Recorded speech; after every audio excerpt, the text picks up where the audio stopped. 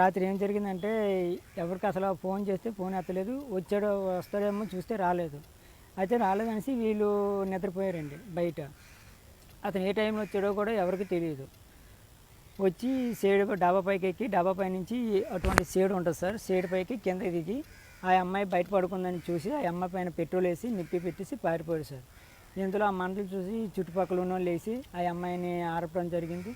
తర్వాత ఆ అమ్మాయికి 108కి ఫోన్ చేసి పోలీసులు ఫోన్ చేసి పోలీసుల సిబ్బందితో 108 ఆధ్వర్యంలో ఈ హాస్పిటల్కి తీసుకురావడం జరిగింది సార్. ఆ అమ్మాయి అక్క చెల్లినాక పక్క పక్కన పడుకున్నారు సార్. ఈ అమ్మాయి ఒంటరిగా వేరే ఒక మంచమే పడుకుంది. వాళ్ళ అక్కన వాళ్ళ బాబు పక్కన ఇంకో మంచమే పడుకున్నారు సార్. ఈ అమ్మాయికి అంటుకోవడంలో ఈ అమ్మాయి భయంతో లెగిసి ఆ దుప్పటి అనేది బయటికి ఇలా విసిరేయడం వల్ల వాళ్ళ అక్క మంచం మీద వెళ్ళి ఈ మంటతో పడిపోయింది సార్.